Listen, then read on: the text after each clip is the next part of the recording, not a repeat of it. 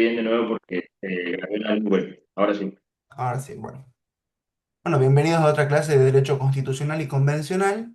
Este, la idea de la clase de hoy es hacer un pantallazo de los tres poderes del Estado. Dado el tiempo que tenemos para las clases, decidimos por lo menos tratar de incluir lo más posible en esta clase sin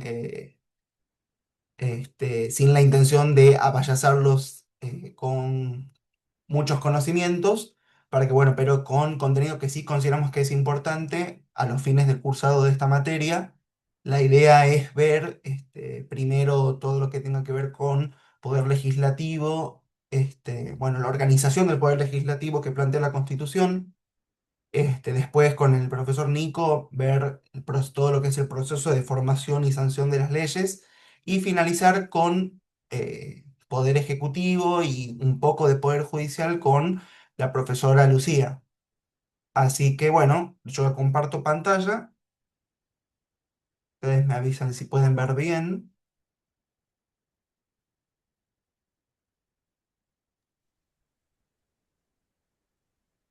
¿Ven ahí? Todavía no, ahora sí. Se ve perfecto. Bueno, como les había mencionado, la idea de hoy, bueno, es arrancar con lo que es la organización del Congreso, como ustedes saben, que es el órgano constitucionalmente investido de la facultad legislativa. La idea es ver, bueno, qué es el órgano Congreso, qué es lo que entendemos por Congreso, luego cuál es la Profe, organización. Sí, no sé si podés maximizar la imagen porque se ve toda tu pantalla, digamos. a ver, ahí está. Entonces ¿Se veo ve los mejor márgenes ahí? de la pantalla, ¿Se ve mejor de ahí? la compu, digamos. Ahí, perfecto. Perfecto. Bueno, como les decía, la idea es ver el órgano Congreso, cómo está organizado el Congreso, cómo está distribuido y cómo está organizado cada una de las cámaras que componen el Congreso, y por último, cómo funciona, mencionarlo por encima, cómo funciona el sistema de distribución de bancas o de escaños que funcionan, cómo funciona en cada cámara. Bueno, lo primero de lo que podemos hablar es del órgano Congreso, cuál es la naturaleza que tiene el Congreso como poder legislativo. Vidal Campos dice que nuestra Constitución Nacional denomina al Congreso como al Poder Legislativo. Cuando nosotros hablamos de la división de los tres poderes, de Poder Ejecutivo, Legislativo y Judicial, nuestra Constitución, cuando habla de Poder Legislativo, se refiere al Congreso de la Nación, ¿sí? Ya que es el órgano institucional que ejerce la función legislativa en sentido material. Es decir, la función por antonomasia del Congreso es el dictado de leyes, ¿sí? Entonces implica que, pero no se limita solamente al dictado de leyes, sino que también posee competencias administrativas, jurisdiccionales y políticas propias del órgano. Algo que hay que tener en cuenta, que nuestra constitución y nuestro sistema plantea al Congreso como un órgano complejo y colegiado. ¿Complejo por qué? Porque no está integrado por una cámara, sino por dos, que es la de diputados y senadores, y a su vez es colegiado porque hay una pluralidad de personas. Entonces, el Congreso además dicta básicamente dos tipos de actos. Por un lado tenemos actos complejos o propiamente congresionales, les llama, que requieren una participación conjunta de ambas cámaras del Congreso, y también existen lo que se denominan actos simples, que son los que realiza una cámara individualmente sin la intervención de la otra. Bueno, esto es destacar un poco lo que conforma o que destaca al Congreso de la Nación, ya que la Constitución Nacional establece un sistema bicameral, ¿sí? Esto lo traemos como inspiración de la Constitución de los Estados Unidos. Recuerden que la Constitución de los Estados Unidos es la fuente principal de inspiración de nuestra Constitución Nacional, que nuestra Constitución en el artículo 44 establece que el poder legislativo se ejerce por un Congreso que está compuesto por dos cámaras. La Cámara de Diputados, que representa directamente al pueblo de la nación de forma proporcional, y de una Cámara de Senadores que representa a las provincias y a la Ciudad Autónoma de Buenos Aires en un pie de igualdad, ¿sí? Donde acá lo que busca es un equilibrio federal. Entonces, la dualidad, o por qué, uno puede hacerse la pregunta, ¿por qué es necesario, o por qué tiene la Argentina un sistema bicameral cuando podría ser más sencillo tener un sistema de una sola cámara? porque básicamente se busca una doble representación, ¿sí? Una representación popular, es decir, directamente del pueblo, y luego una representación federal o territorial, que es lo que se busca a través de la Cámara de Senadores. Una salvedad es que no es obligatorio a nivel provincial el bicameralismo, ya que, por ejemplo, la provincia de Tucumán, me podrán decir ustedes después si en sus respectivas provincias cómo es el caso, pero por ejemplo en la provincia de Tucumán tenemos Es una legislatura unicameral. unicameral. Bueno, ¿qué es lo que trajo la reforma del 94 respecto de modificaciones sobre el Congreso de la Nación? Lo fundamental es que eh, modifica la composición de las cámaras. Respecto de diputados, incorpora la reforma del 94 al incorporar o crear directamente a la Ciudad Autónoma de Buenos Aires con su estatus autonómico constitucional, incorpora a diputados por la Ciudad Autónoma, ¿sí? Pero a su vez, si ustedes leen las disposiciones transitorias de la Constitución Nacional, preveía la posibilidad de un traslado de la capital por fuera de Buenos Aires, entonces preveía la posibilidad de incluir diputados por esta hipotética nueva capital, que como sabemos nunca pasó. Entonces, a nivel constitucional o a nivel de diseño constitucional, la Cámara de Diputados tiene una composición tripartita. Tripartita potencial porque este tercer estamento nunca se dio, que estaría compuesto por las provincias, por la ciudad autónoma y por la hipotética nueva capital. Y luego, respecto a la modificación de la Cámara de Senadores, la diferencia más grande es que se aumentan los senadores por provincia de 2 a 3, se incluyen también a los senadores de la Ciudad Autónoma de Buenos Aires y se elimina la representación específica para esta nueva capital federal a diferencia de la Cámara de Diputados. Otra diferencia también grande de la Cámara de Senadores es que cambia el método de elección, porque antes a los senadores se los elegía de manera indirecta mediante las legislaturas provinciales y ahora pasan a ser electos de forma directa mediante el voto popular. A diferencia bueno, ya lo vamos a ver específicamente, pero establece un sistema proporcional para la distribución de escaños. Bueno, luego Vidal Campos, siguiendo a Vidal Campos, él dice que el Congreso dicta tres tipos de leyes o de normas. Por un lado tenemos las leyes federales propiamente dichas que regulan temas que están asignados explícitamente al ámbito federal, ¿sí? Como por ejemplo todo lo que tiene que ver con impuestos, con códigos procesales federales o nacionales, ley que tenga que ver con ciudadanía, leyes electorales, etcétera. Luego tenemos las leyes de derecho común o los que son denominados códigos de fondo, que regulan materias que las provincias han expresamente delegado a la nación y por ende al Congreso como legislador común. ¿Sí? O sea, como el Código Civil y Comercial, el Código Penal, todo lo que sea legislación laboral, etcétera, son aplicadas indistintamente, ya sea por los tribunales nacionales o federales o provinciales. Tengan en cuenta que esto se desprende del principio establecido por el artículo 121 de la Constitución, que las provincias conservan todo poder no expresamente delegado a la nación. Y por último, tenemos las leyes locales del Congreso, ¿sí? Que son aplicables a los territorios federales que aún no existen y que por el momento se encuentran restringidos únicamente a lo que sería la Ciudad Autónoma de Buenos Aires. Bueno, pasando al análisis específico de la composición de la Cámara de Diputados, todo lo que regula la Cámara de Diputados va del artículo 45 al 53, y el artículo 45 dice que la Cámara de Diputados está integrada por representantes elegidos directamente por el pueblo argentino. ¿Sí? Acá la palabra clave es pueblo. El número de diputados está fijado por ley de manera proporcional a la población, ¿sí? Esto siempre va a ir mutando según el último censo nacional, donde la ley que regula la distribución de escaños va a ser una distribución de bancas proporcional. Ya lo vamos a ver específicamente cómo funciona esto. A su vez, la Constitución establece un mínimo constitucional y la renovación parcial que tiene la Cámara cada 2 años por mitades. Ya lo vamos a ver más profundamente esto, así que no se preocupen. Entonces, ¿cuál es la razón de ser que la Cámara de Diputados establezca una representación proporcional a la población? que no todas las provincias tienen la misma cantidad de habitantes, entonces la Constitución pretende darle mayor peso a nivel de las decisiones a las provincias que tienen mayor población, ¿sí?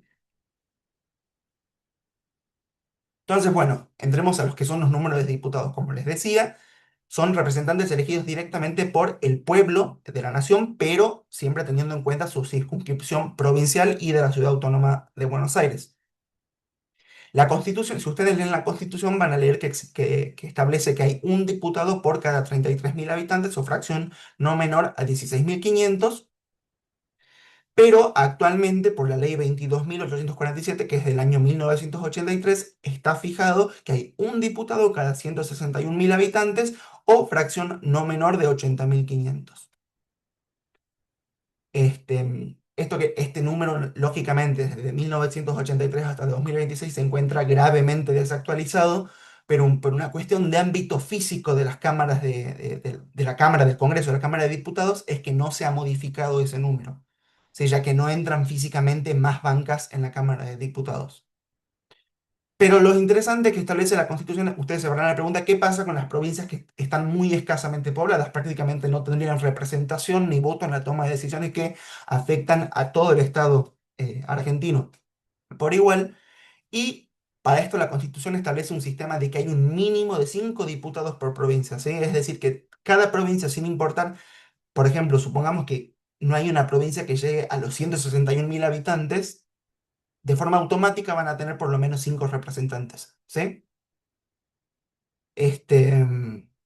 Bueno, básicamente hay que tener en cuenta que todos los cambios, a ver, no se tienen, que la ley que modifica, como yo les decía, más allá de la Cámara, del ámbito físico de la Cámara de Diputados que no permite agregar más bancas, hay que tener en cuenta que el crecimiento poblacional de las provincias no ha sido proporcional o igual, sino que muchas provincias han tenido más crecimientos que otras. Por ejemplo, la provincia de Buenos Aires ha tenido un crecimiento desmedido en comparación del resto de las provincias y sin embargo no es que adquirió mayor representatividad, ¿sí? Se mantiene la misma desde 1983 y desde ahí no se volvió a tocar. Acá pueden ver, actualmente tenemos 257 diputados y estos son los que tiene cada provincia. Como ven, provincias como Catamarca, Chubut, Formosa, Neuquén, Río Negro, San Luis, Santa Cruz y Tierra del Fuego, por su cantidad de habitantes, al no llegar a un número mayor, se les da un piso mínimo de 5 diputados para tener representación en el Congreso, ¿sí? En el caso de Buenos Aires, vean la diferencia en cantidad de población, que tiene 70 diputados, y provincias que son chiquitas pero muy poblacionadas, por ejemplo, como Tucumán, tienen 9, ¿sí? ¿Cuáles son los requisitos para ser diputado fijados por la Constitución Nacional? Están claros en el artículo 48, que son tener 25 años de edad, tener 4 años de ciudadanía argentina en ejercicio, ser natural de la provincia que lo elige o tener al menos 2 años de residencia inmediata en ella.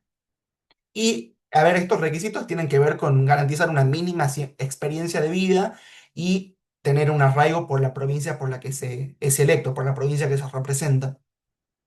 Van a ver como diferencia con los requisitos para ser senador, que estos son requisitos más bajos o más laxos en comparación. Otra particularidad, fíjense que no exige ningún tipo de- de título habilitante, ni de certificado de haber terminado de diploma del primario, del secundario, el universitario. No fija ningún tipo de requisito a tal fin. Eso es muy relevante porque muchas veces se discute por qué hay gente que no está capacitada para la Cámara, para ocupar el cargo que representa y porque la Constitución no lo exige. ¿Sí? Esa es la respuesta corta. ¿Cuánto dura un diputado en mandato? Duran 4 años. 4 años.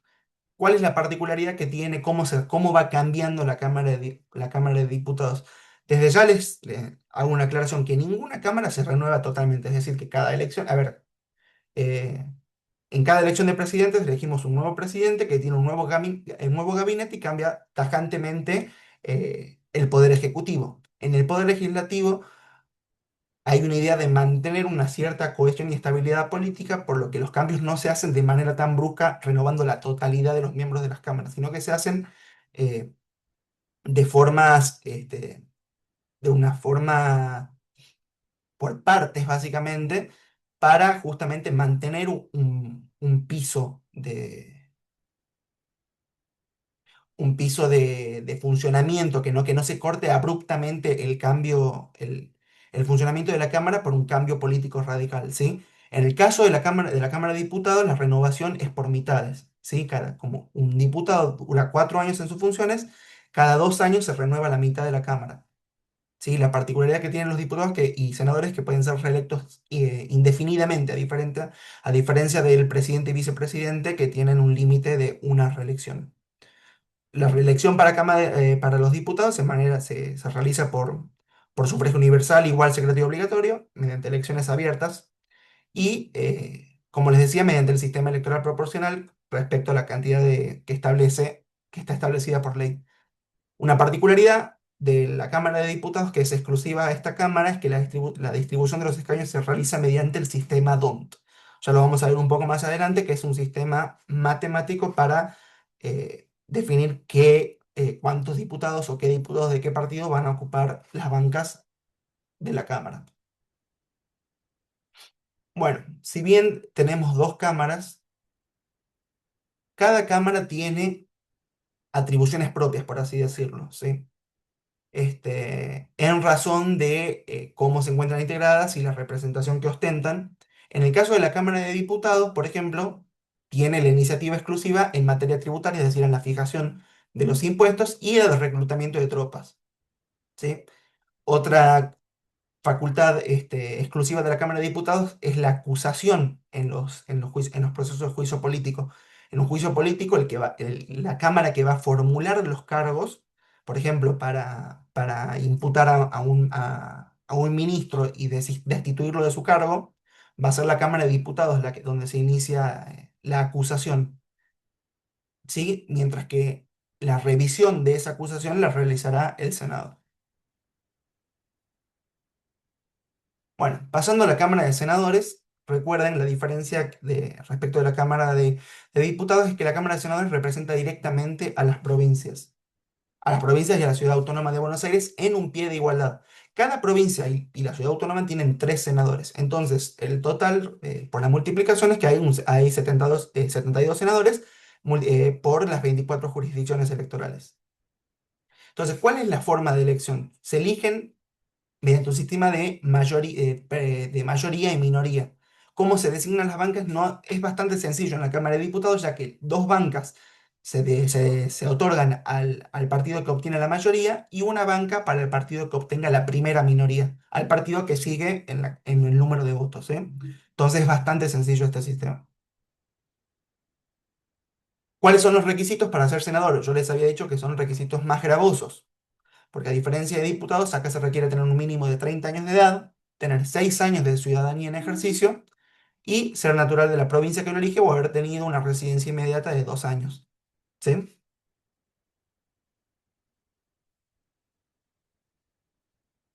A diferencia de la Cámara de Diputados, los senadores duran 6 años y se renuevan por tercios cada 2 años. ¿Sí? Esto lo que yo les decía, que esta renovación parcial lo que busca es asegurar una continuidad institucional, que los cambios no sean abruptos. Y, al igual que los diputados, pueden ser reelectos indefinidamente. Entonces, como cambio a partir de la reforma del 94, el voto es igual que para la Cámara de Diputados, el voto directo, donde no se los elige ya a través de las legislaturas provinciales, sino en elecciones generales. ¿Cuáles son las atribuciones exclusivas que tiene la Cámara de Senadores? Como yo les había dicho, si bien la Cámara de Diputados acusa, la Cámara de Senadores es la que juzga o que revisa la acusación en los procesos de juicio político. eh, que, por ejemplo, para destituir al funcionario acusado requiere una mayoría de 2 tercios de los miembros presentes en el Senado. Luego, otra facultad que tiene es el prestar acuerdo para los nombramientos que realiza el Poder Ejecutivo en sus facultades establecidas del artículo 99, inciso 4, es decir, para la aprobación o rechazo de nombramientos de magistrados del Poder Judicial Federal, de embajadores y ministros plenipotenciarios y de oficiales superiores de las Fuerzas Armadas, ¿sí? Es un requisito constitucional el acuerdo expreso del Senado. Luego tenemos la aprobación de tratados internacionales firmados por el Poder Ejecutivo, el 75, inciso 22, y autorizar la declaración del estado de sitio, ¿sí? Este, esto tengan en cuenta, no voy a entrar mucho en profundidad de esto, pero esto siempre se da cuando el Poder Ejecutivo declara el estado de sitio mientras el Congreso está en receso. Una vez que el Poder Ejecutivo hace esto, debe convocar al Senado para que autorice o no esta medida que es considerada excepcional. ¿Sí? Entonces, ¿cómo se renueva y cómo se distribuyen las bancas legislativas en senadores? La renovación es parcial. Recuerden que se renueva por tercios la Cámara, ya que cada senador dura el mandato 6 años. Entonces, ¿cómo sería? A ver, acá tengo un ejemplo de cómo se llevaría a cabo esto, porque al principio suena un poco extraño. Entonces, lo primero que hay que hacer es dividir en tres distritos en tres grupos a todos los distritos electorales provinciales, ¿sí? Entonces, como tenemos 24 provincias, incluyendo Acaba, habría tres grupos de 8 provincias. Entonces, cada 2 años, solo las 8 provincias de ese grupo llaman a elecciones y renuevan a sus diputados, ¿sí? Y al término de estos 6 años, la Cámara sabrá, justamente si tenemos cada 2 años renuevan 8 provincias, los 2 años siguientes renuevan 8 provincias y los 2 años siguientes renuevan las últimas 8 provincias, al término de los 6 años se habrá renovado completamente la Cámara, ya sea que sean reelectos o se hayan elegido nuevos senadores. Este, entonces, ¿cómo sería esto? Por ejemplo, si decimos que la Argentina tiene 24 distritos electorales que están divididos en tres grupos, por ejemplo, el grupo 1, Buenos Aires, Formosa, San Luis, Santa Cruz, ellos tendrán la elección en el año 2023 y recién en 2029, ¿sí? El grupo 2, 6 años después, ¿se entiende? Porque ellos eligieron a su senador, que estará 6 años en el cargo, y recién en el año 2029 votarán de vuelta. El grupo 2 que elige, ven que pasa de elegir 2 años después, del 2023 votan al 2035, y sus senadores estarán hasta el año 2031. Y lo mismo con el último, que es el grupo 3, en vez de votar en 2025, vota en 2027 y los senadores electos duran en función hasta el año 2033. Y de esa manera, pasados los 6 años, el Congreso, perdón, como les digo, el Senado se renueva completamente.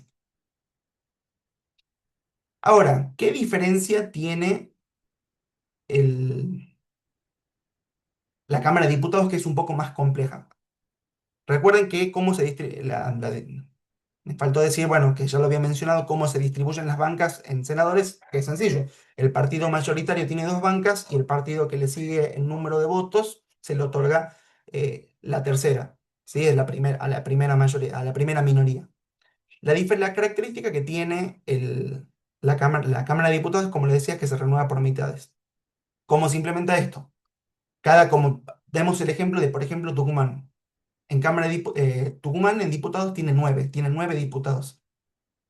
Entonces, si yo digo que se renuevan por mitades, no podemos dividir 9 en 2. Entonces, un año se renuevan 5 diputados y al siguiente 4. ¿Sí? Acá tienen el ejemplo, en el año 2023 se eligen 5 diputados, 2 años después eligen 4 y al término de los 4 años renuevan totalmente la Cámara. ¿Sí? Y en el año 2027, por ejemplo, recién elegirán de nuevo 5 diputados y así de forma sucesiva. Ahora esto es lo complicado que tiene, o la característica más complicada o matemática que tiene la Cámara de Diputados, que a los abogados nos suele costar un poco más, pero es bastante sencillo, que igual no voy a profundizar mucho. Pero el sistema DONT es el sistema que actualmente se utiliza en la Argentina para, una vez electos los diputados, cómo se los asigna a sus bancas. Se utiliza lo que se llama el sistema DONT, que es un sistema creado por un jurista belga llamado Victor DONT, que es del siglo XIX. Entonces, en la Argentina, este sistema no solamente se utiliza para la Cámara de Diputados, sino también para legisladores provinciales y concejales municipales. Entonces, la idea de este sistema es distribuir proporcionalmente las bancas, otorgando representatividad según la cantidad de votos, pero sin dejar de lado a los partidos que tienen menor cantidad de votantes, ¿sí? Entonces, la característica que tiene es que busca asignar justamente esto que yo les decía, bancas de manera proporcional. La otra característica que tiene es que esto lo hace mediante unas listas cerradas, ¿sí? Es como el partido A tiene una determinada cantidad de votos que están en una lista por orden numérico, ¿sí? Y se realiza la operación se realiza una operación matemática sencilla, que son básicamente divisiones, de forma tal que se pueda asignar a los diputados en sus bancas. Lo que yo les mencionaba, la ventaja que tiene es que, que a nivel de representación proporcional es bueno este sistema, ¿sí? Y aparte es bastante sencillo de aplicar, aunque parezca un poco abstracto, ya que la única operación matemática que hay que realizar es una división, ¿sí? La característica que tiene este sistema es que para llegar a los números mínimos para poder formar parte de la división, estimula que se formen alianzas políticas grandes, ¿sí? El problema que tiene es que sí puede generar una subrepresentación de las minorías que no llegan a un mínimo que establece el sistema para formar parte del conteo. Entonces, al desfavorecer a esta representación de minorías, es que favorece justamente a esto que yo mencionaba, a los partidos grandes o a las alianzas que tienen más cantidad de votos al momento de las elecciones. ¿Cómo se realiza esto? ¿Cómo es el procedimiento para el sistema de... Esto no es que lo vamos a evaluar ni nada por el estilo, sino simplemente se los estoy contando. Bueno, lo primero, lógicamente, es la votación. Se vota la lista de candidatos que representan a cada partido político o alianza. Se hace el recuento de votos obtenidos por cada lista y luego se los ordena en una tabla de divisores. En una tabla se pone el partido A el partido A, B, C, D con la cantidad de votos que tiene cada uno y se hace una división según las bancas que hay que distribuir. Por ejemplo, en el caso de Tucumán, supongamos que tiene que distribuir 5 cargos de diputados, se hace una división hasta el número 5, ¿sí? Como les digo, en números naturales en función de las bancas totales a repartir. Y por último, una vez que yo hago esa división, a los resultados que me da, al cociente de la división que me dan, yo voy asignando las bancas de orden mayor a menor, ¿sí? Hasta agotar los números o los escaños a repartir. ¿Cómo sería un ejemplo de esto? Justamente, supongamos que hay una provincia que tiene 5 bancas de diputados a cubrir y los resultados electorales son el partido A tiene 80.000 votos, el partido B 50.000 y el partido C 30.000. Se hace esta tabla de divisores que yo les mencionaba. Pongo el partido A, el partido B y el partido C. Y recuerden que yo les había dicho que tenemos 5 bancas a cubrir, entonces yo hago los divisores, que son los números naturales, 1, 2, 3, 4 y 5, y comienzo a hacer las divisiones. 80.000 dividido en 1, 80.000. 80.000 dividido en 2, 40, 80.000 dividido en 3, 26.000, etcétera, etcétera, etcétera. Y yo hago la asignación en función de los números que van resultando, ¿sí? El más grande, el primero es 80.000, una banca para el partido A. El siguiente es el partido B, una banca para el partido B. El siguiente es el partido A, otra banca para el partido A.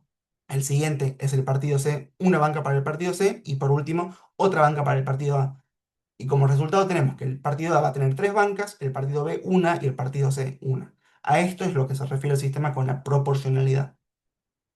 Parece difícil, no lo es, no tiene mucha mayor complejidad, es una división, pero bueno, es interesante saberlo porque como les digo, esto no solamente aplica para la Cámara de Diputados, sino también para las legislaturas provinciales y consejos deliberantes a nivel municipal. A ver, ahí estamos. Bueno, eso es todo de mi parte. Si tienen alguna duda, lo charlamos, si no, le dejo a Nico para que pueda seguir. Espero que haya sido claro porque por ahí es medio abstracto de explicar una operación matemática para un abogado. Absolutamente, pero quedó clarísimo. ¿Alguna duda? Bueno, ahora arrancamos con el proceso de formación y sanción de las leyes. Todo este mecanismo legislativo se encuentra contemplado en la Constitución Nacional desde los artículos 77 al artículo 84 de la Constitución. La idea en esta instancia es poder hablar del circuito o el procedimiento institucional de la iniciativa legislativa, o sea, desde la formación hasta la sanción y posterior promulgación de una ley. Y lo vamos a hacer a los fines pedagógicos a través de un ejemplo, que es la sanción de la Ley de Modernización Laboral número 27.802. Entonces, a raíz de esta ley, vamos a ir identificando las distintas etapas de ese procedimiento legislativo. Cualquier duda, o si voy muy rápido, ustedes me frenan y volvemos a empezar. Porque acá hay todo un vaivén que vuelve, va de nuevo, se modifica, entonces, bueno, hay todo un mecanismo que es como muy delicado, muy fino, en donde es importante que ustedes lo logren entender bien, ¿sí? Para poder arrancar con el procedimiento legislativo de la formación y sanción de las leyes, primero hay que partir del concepto de iniciativa legislativa. La iniciativa legislativa es la facultad de presentar un proyecto. Ahora, ¿quiénes pueden presentar un proyecto de ley? Esta iniciativa corresponde tanto a los diputados, corresponde tanto a los senadores, al presidente de la Nación, y desde la reforma del 1994 también corresponde a la población, a través de la iniciativa popular que está regulada en el artículo 39 de la Constitución Nacional.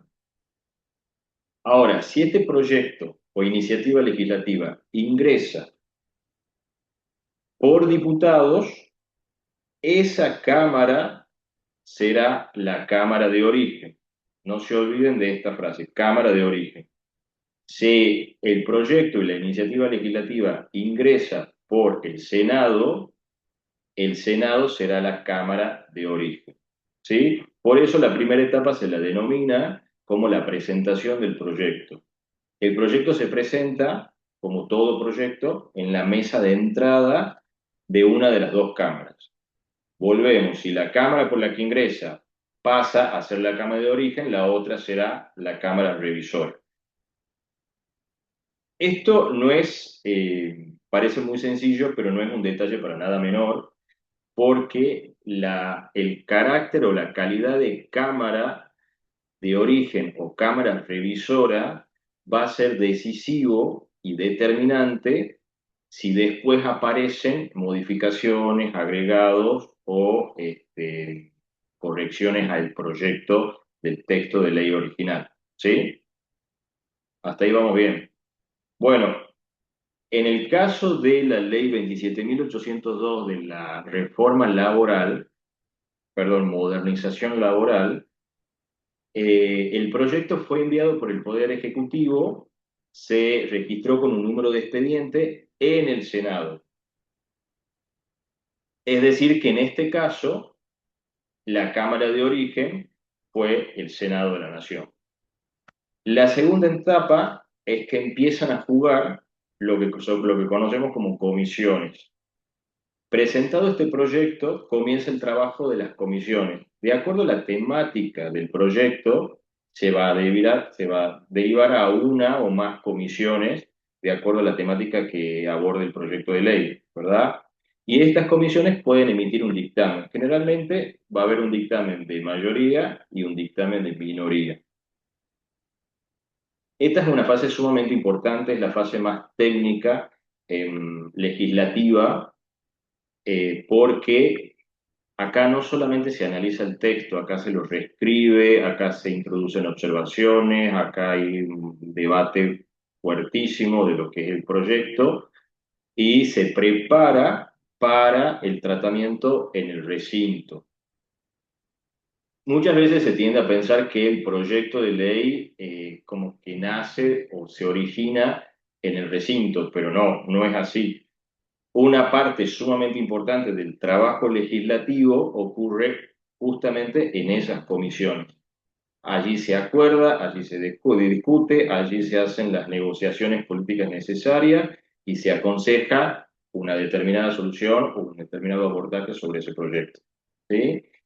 En el caso de nuestro ejemplo, que es de la Ley de Modernización Laboral, hubo giro a ambas comisiones. O sea, hubo giro a comisiones en Cámara de Diputados como en Cámara de Senadores, en Cámara de Origen y en Cámara Revisora.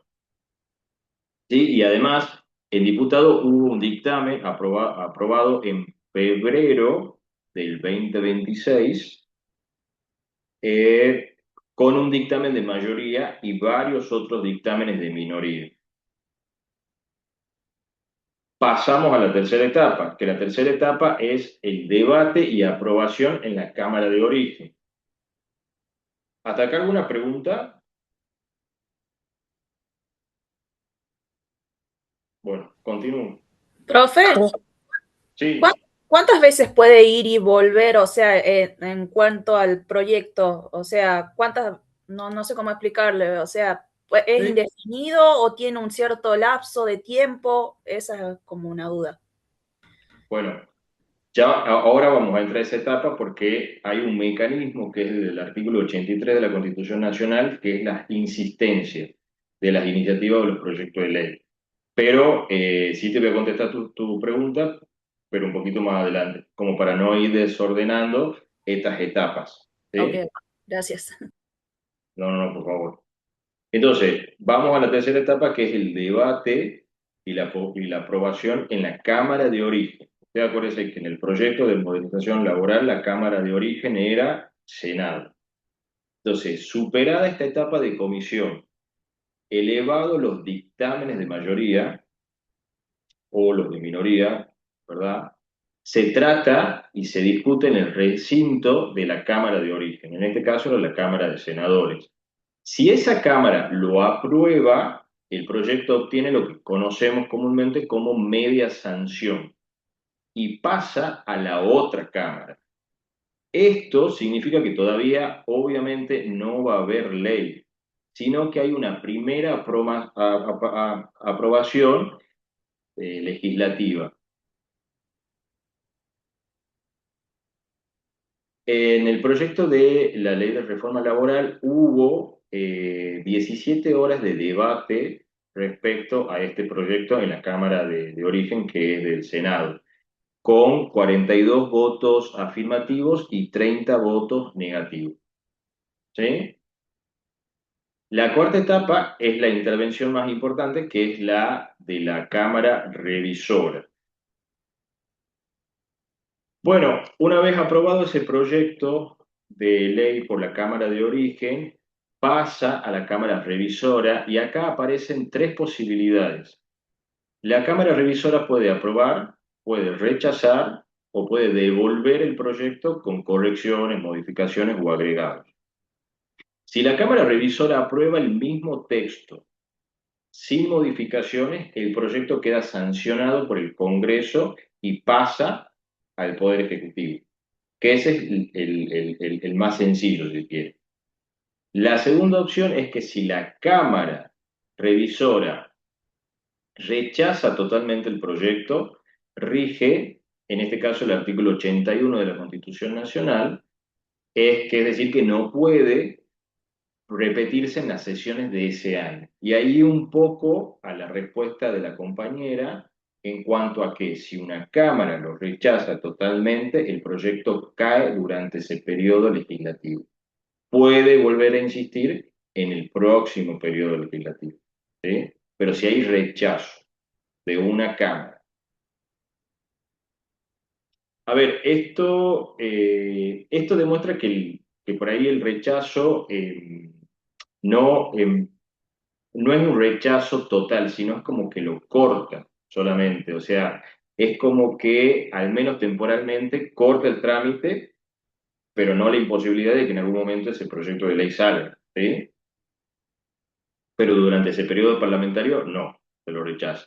Y la tercera opción, que por ahí es la más compleja, es si la Cámara Revisora introduce modificaciones, introduce adiciones, introduce agregados al proyecto de ley original de la Cámara de Origen. A partir de allí se aplica el mecanismo del artículo 81 de la Constitución Nacional, que bueno, que es uno de los más delicados de este procedimiento legislativo. Entonces, la pregunta es, ¿qué pasa cuando cuando la Cámara Revisora introduce estas modificaciones? Acá debe indicarse con suma precisión con qué mayoría fueron aprobadas esas modificaciones o agregados. Escuchen bien, es importantísimo las mayorías con las cuales fueron aprobadas esas modificaciones, porque si la aprobación de la modificación fue aprobada por mayoría absoluta de los presentes o por los 2/3 de los presentes. Esta precisión y determinación es importante porque va a condicionar el margen de decisión de las cámaras de origen para insistir en su proyecto originario. ¿Sí?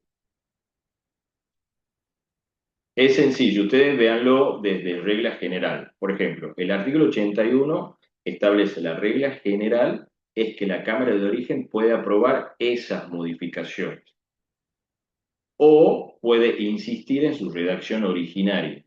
Pero si la revisora aprobó sus cambios con una mayoría superior a la originaria, la insistencia de la Cámara también tiene que respetar ese umbral, tiene que superarlo. Y acá hay una limitación muy importante, que es que si la Cámara de Origen no puede introducir nuevas modificaciones, o sea, solo puede aceptar o rechazar las modificaciones que introdujo la revisora. ¿Está? ¿Alguna duda acá?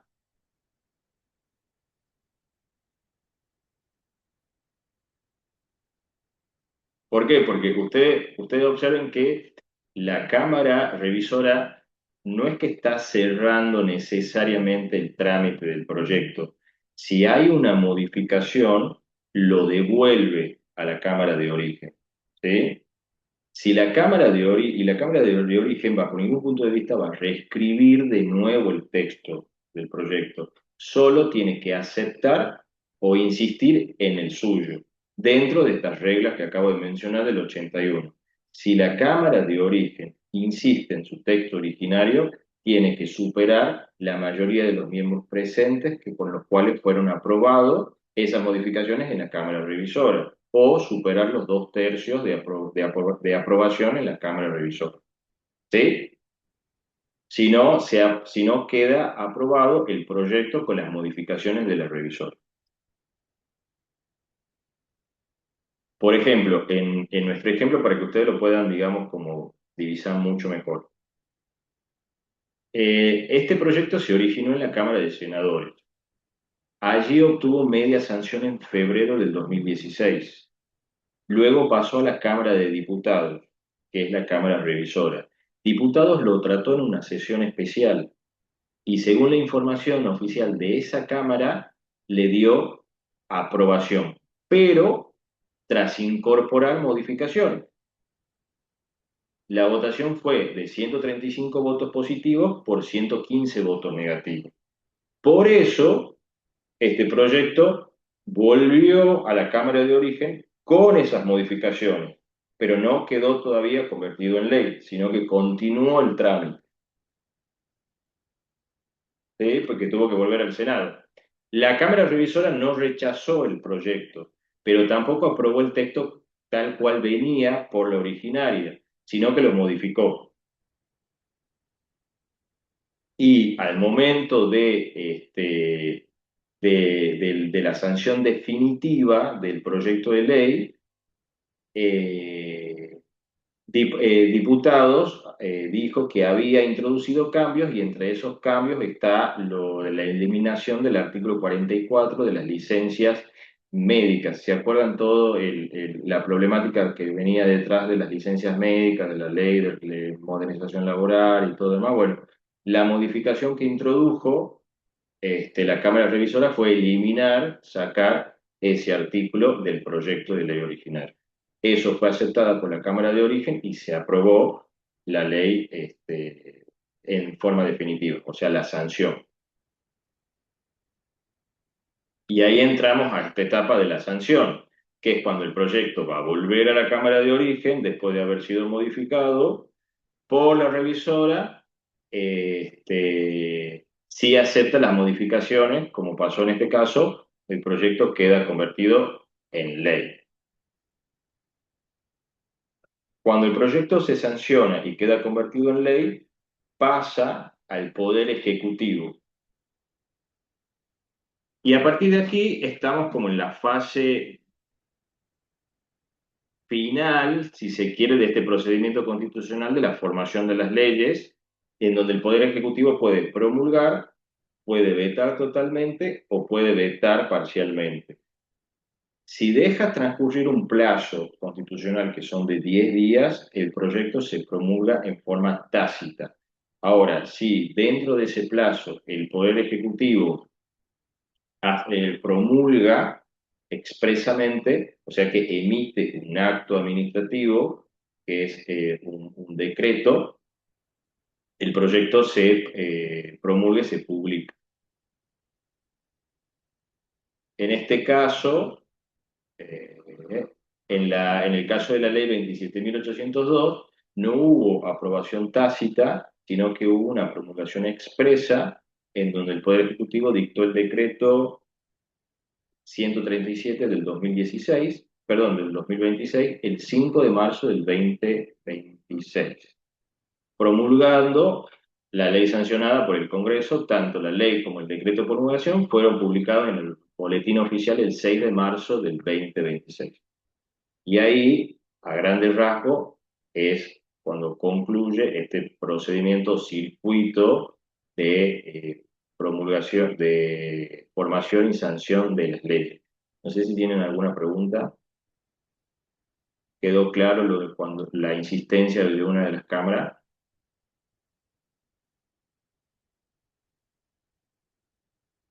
Quiero hacer una pequeña acotación, Nico. Sí, por favor.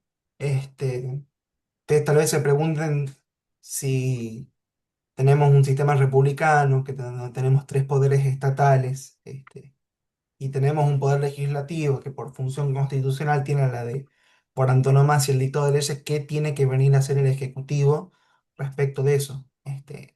Justamente el dictado de una ley, es un acto formal, perdón, complejo, no solamente por la intervención de dos cámaras de un mismo órgano, sino porque hay la intervención de otro poder para que propiamente dicha pueda ser ley y tenga fuerza de ley, este, esta producción normativa. Porque cuando es aprobada por las dos cámaras del Congreso, la ley se considera sancionada, no así promulgada, por lo tanto no tiene vigencia. Hasta tanto hay un acto administrativo del Poder Ejecutivo que le da aplicabilidad, que permite que esa ley pueda funcionar propiamente dicha, donde ya va a entrar la profesora Luco en ese Sí. tema.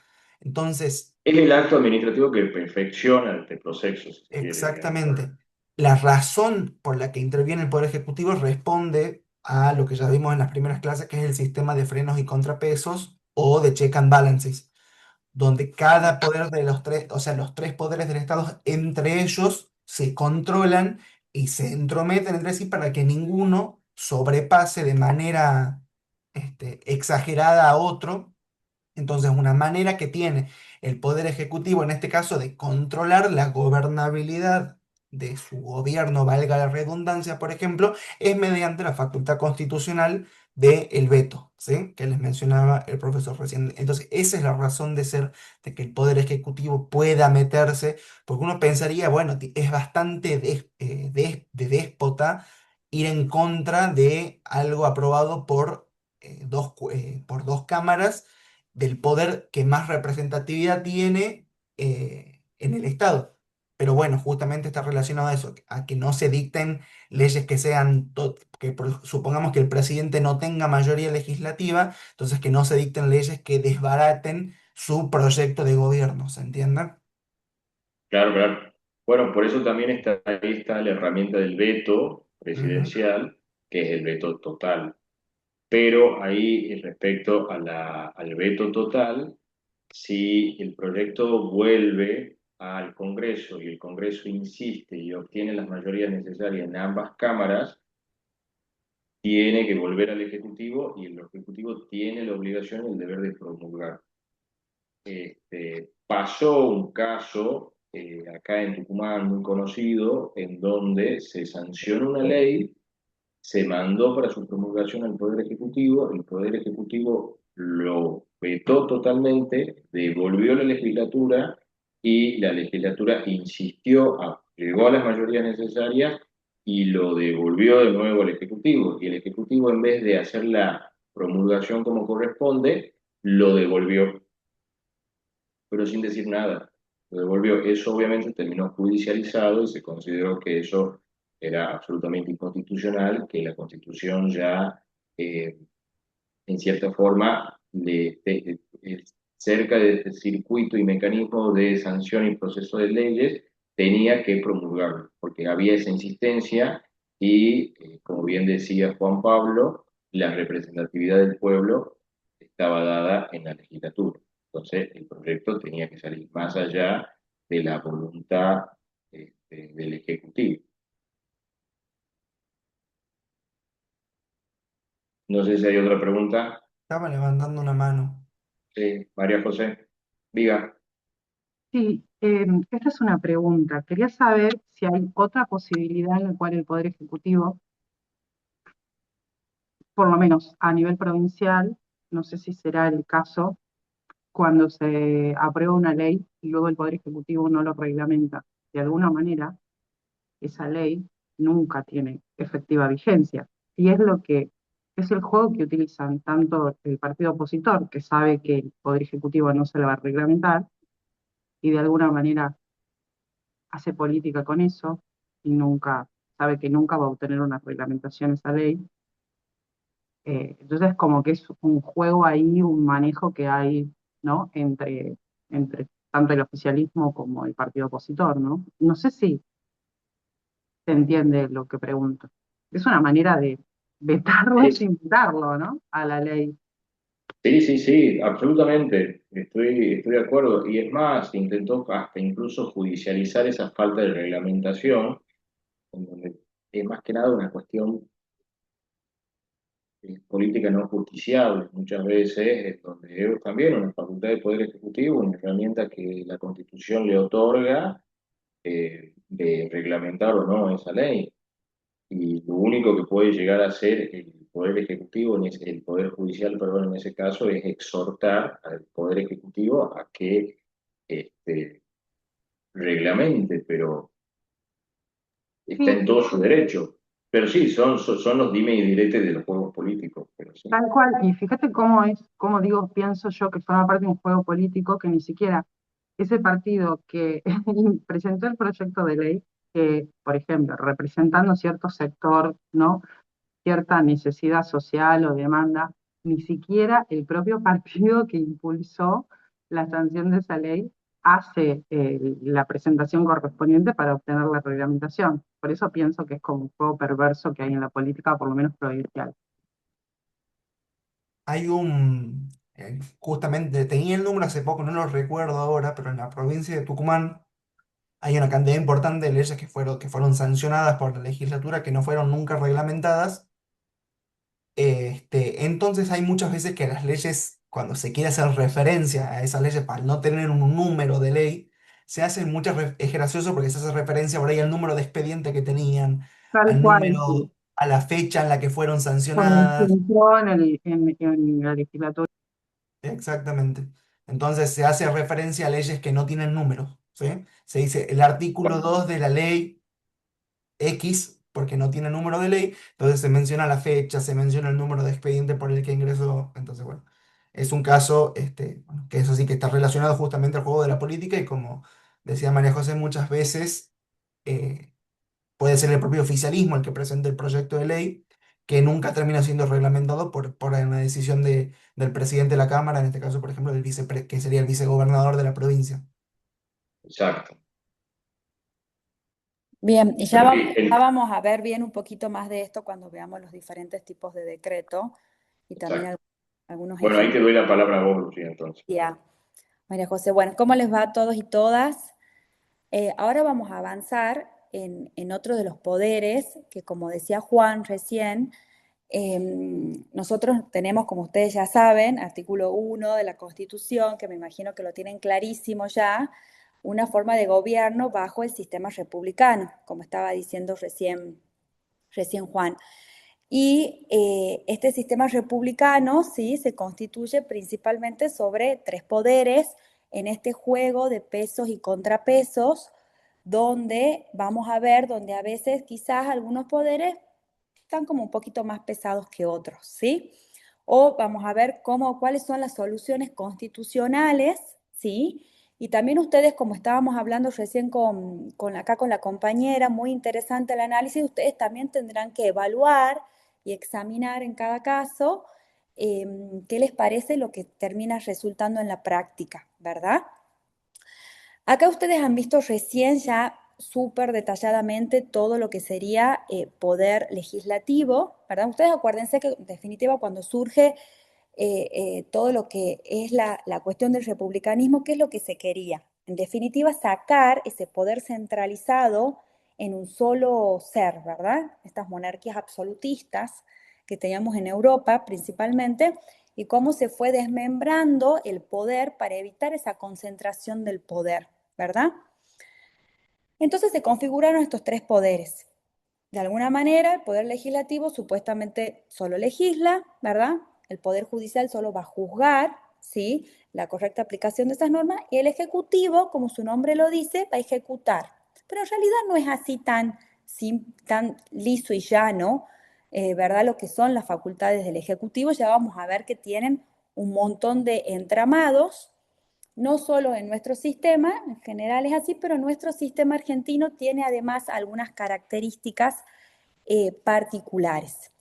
Para que nosotros entendamos nuestro poder ejecutivo, y esto que estaba hablando y referenciaba recién Juan Pablo y decía, bueno, ¿por qué el presidente termina involucrado después en la sanción de una norma?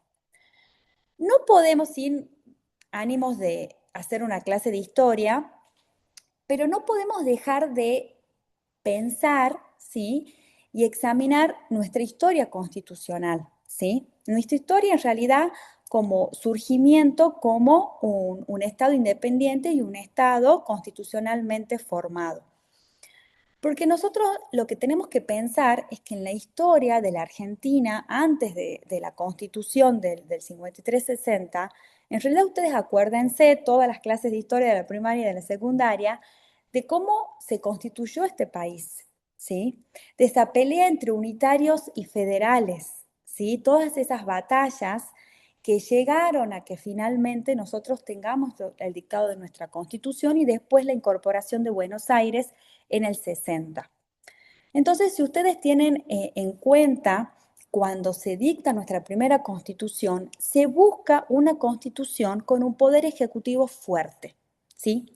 Que a diferencia de quizás algunos elementos de la constitución estadounidense que han sido totalmente captados, copiados, imitados, como ustedes quieran decirles, por nuestros constituyentes, ¿sí? Basándose principalmente en Juan Bautista Alberdi, tucumano, dicho sea de paso, eh, tenía un porqué histórico, y acá Alberdi se aparta un poquito de la constitución estadounidense y, por ejemplo, ve lo que es el constitucionalismo sudamericano, principalmente la Constitución de Chile, y dice, nosotros tenemos que tener un poder central fuerte. Ustedes imagínense que la Argentina, en realidad, era una unión de provincias llenas de caudillos, del gobernador de Buenos Aires, y había que unir a todos estas unidades que se estaban uniendo, valga la redundancia, bajo una forma federal de gobierno. Entonces Alberdi, ahí él va en su libro, entre todos sus escritos y en su libro, habla específicamente de un poder central fuerte, ¿sí? Que es este poder ejecutivo, donde él dice que el único límite que tiene que tener el ejecutivo es la propia Constitución, ¿sí? ¿Por qué? Porque si no, iba a ser inviable la posibilidad de llevar adelante, ¿sí? Este Estado federal con estas provincias que eran tan diferentes que hasta hacía poquitos años se estaban matando entre ellas, más o menos, y donde había que quitarle ese poder a esos caudillos, en definitiva, que habían estado en el poder hasta hace tan poco. Entonces, cuando nosotros entendemos el entramado de por qué se formó desde los cimientos un ejecutivo tan fuerte, vamos a poder entender el porqué de muchas cosas. No significa que uno considere que sea lo ideal o lo que sea, cada ustedes lo analizarán, pero este es el porqué, ¿sí? Y también es el porqué cuando nosotros veamos las modificaciones y las los intentos que se intentaron, valga la redundancia, del Poder Ejecutivo con la reforma del 94, vamos a poder entender un poquitito, ¿sí?, qué es lo que se buscó con esa reforma, teniendo en cuenta estos antecedentes, ¿sí?, de cómo se formó la Argentina y todos esos años anteriores, ¿sí? Entonces, siempre nuestro país tuvo un poder ejecutivo fuerte. Esto va a llevar a lo que se ha denominado el hiperpresidencialismo, ¿sí? Nosotros tenemos un poder ejecutivo con la cabeza del presidente fuerte, con muchísimas funciones que no se limitan a mera ejecución de las normas, administración general del país y nada más, sino que vemos que tiene muchísimas más participaciones, inclusive ya en la Constitución originaria, una de las diferencias que había, el Poder Ejecutivo podía declarar la intervención federal, tenía participación en la sanción de las leyes, podía vetar, o sea, muchísimas más funciones que quizás otras constituciones y otros modelos republicanos, porque se buscó eso, ¿sí? Eso llevó a que nosotros tengamos siempre en nuestra historia un presidente muy fuerte, un gobierno, un Estado donde se suponía que tenía que haber tres poderes en este juego de equilibrio, donde siempre el Ejecutivo estaba un poquito más arriba, ¿sí? Y donde a veces se terminaba desvirtuando ese poder legislativo. Y donde vamos a ver que a lo largo de la historia se habían empezado a dar, ¿sí?, un fenómeno donde había una intromisión del poder ejecutivo en el legislativo, ¿sí?, con el dictado de decretos, ¿sí?, que si bien tenían la formalidad de un decreto, que es el producto del Ejecutivo, pero que en realidad cuando uno examinaba el contenido de esos decretos, se daba cuenta que era dentro de materias que correspondían al Poder Legislativo, ¿sí? Y ahí comenzó, ya vamos a ver, toda una práctica de decretos basados, ¿sí?, en la necesidad, en la urgencia, en determinadas situaciones excepcionales. Empezó el Ejecutivo poco a poco a ir invadiendo esferas propias del legislativo, ¿sí? Y que eso de alguna manera, más o menos, fue siendo aceptado por la práctica constitucional, inclusive por la Corte Suprema, obviamente determinando algunos límites. Y esto va a ser receptado luego por la Constitución del 94, ¿sí? Hecha esta introducción, a mí me gustaría compartir pantalla. Obviamente yo no soy la más habilidosa del mundo para estas cosas. Si puedo compartir ventana, comparto solo la mitad, ¿o cómo es? Compartir pantalla mejor. Yo, Compartir pantalla y te va a salir tu computador, tu ventana y de ahí hace doble clic. yo acá voy a hacer una Sí, cosita que es abrir esta, ahí está, ¿verdad? ahora sí. Yo sí que no los veo a ustedes nomás, así que si alguno tiene alguna preguntita o algo, me van interrumpiendo y vamos viendo, ¿sí? Genial. Se ve Bueno, perfecto. bueno, perfecto, buenísimo. El Poder Ejecutivo Nacional. Acá yo voy a estar hablando de lo que es Poder Ejecutivo Nacional, Constitución Nacional, no de las provincias, pero muchas cositas, como hemos estado de ejemplos recién, también se aplican, pero bueno, obviamente habría que ver cada caso y cada provincia, algunos detalles tienen que ver obviamente con cada provincia. El presidente, ¿sí? Las atribuciones constitucionales, son un montón. Es el jefe supremo de la nación, el jefe de gobierno y responsable político de la administración general del país y el comandante en jefe de las Fuerzas Armadas. Hay una discusión si es unipersonal o colegiado por el vicepresidente, por el jefe de gabinete, que ya vamos a ver quién es este señor que aparece en la reforma del 94, pero la mayoría de la doctrina dice es un órgano unipersonal porque la Constitución lo dice, el artículo 87 dice que el Poder Ejecutivo será desempeñado por un ciudadano con el título de Presidente de la Nación Argentina, ¿sí? Como yo les venía contando, la reforma del 94 introdujo una serie de modificaciones con el objetivo, ya veremos si lo cumplió o no, de, eh, de bajar un poco este hiperpresidencialismo, ¿verdad? De disminuirlo a este hiperpresidencialismo. Entonces, lo que se buscó es introducir algunos elementos, si se quiere, ¿sí? De una figura que un poco acompaña al presidente, pero que no, que baje un poco este grado de máxima responsabilidad en su figura. Y con esto se dio lugar a lo que se llama el jefe de gabinete, ¿sí?